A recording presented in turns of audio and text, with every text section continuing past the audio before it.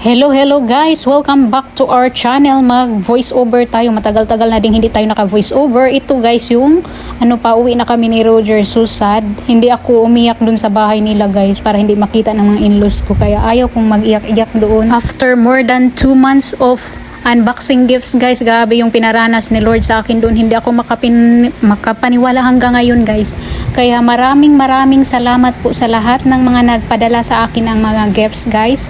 You are all blessings from God guys na binigay sa amin. Kahit nung si Roger guys, nung iwan niya ako kay siya lang yung makapag-travel, ay hindi ako iyak sa niya, sa front niya. Pero pag uwi ko ng bahay, doon ko ibuhos yung mga luha ko guys. Kaya kung kung hindi ko ibuhos bitaw, kung ka nang yung sana sa Bisaya pa nakalimot na hinong ko guys.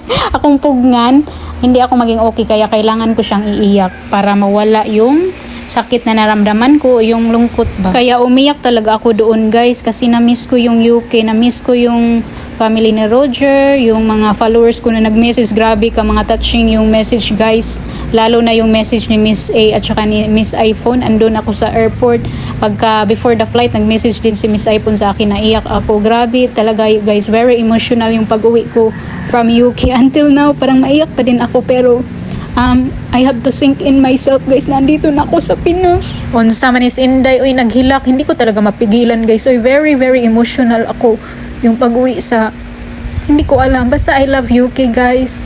I love the weather there. I love the weather, the lamig guys, I so miss it. Kaya thank you so much Lord for all the opportunities na nakapunta ako sa UK.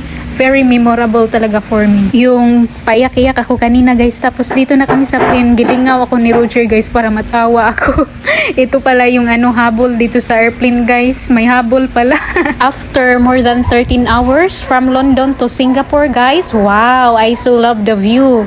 Ito yung sumalubong sa akin from Singapore. Nawalan ako ng guys, yung lungkot kasi nakita ko ito, parang bago ba yung sabi ni Lord, ito na yung panahon na babalik ka na kasi maganda na yung yung makita mo na view.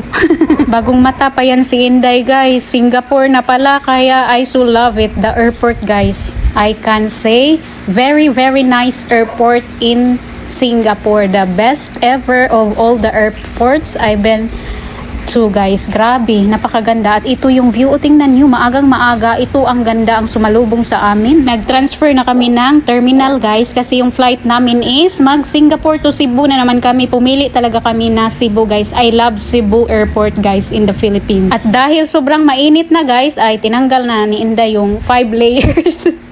Mainit na kasi, para hindi kami mag-exist ay nagsapaw-sapaw na ako ng mga damit guys.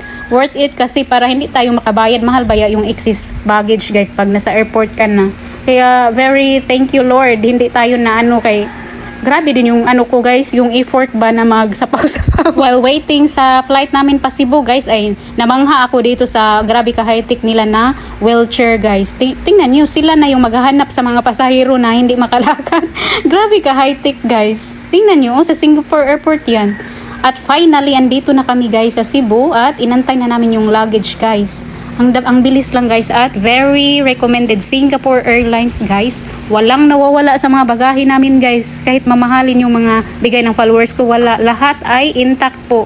Kaya thank you so much Miss iPhone sa nagtulong sa akin sa pagpack. Grabe si Miss iPhone ka expert guys magpack. At shout out po sa immigration officer sa UK, sa Singapore at sa Philippines. All ay mabait po sila sa amin guys. Kaya thank you Lord for giving me the good person that surrounds us while nag-travel kami. Thank you Lord and God bless everyone. See you in our next vlog. Bye!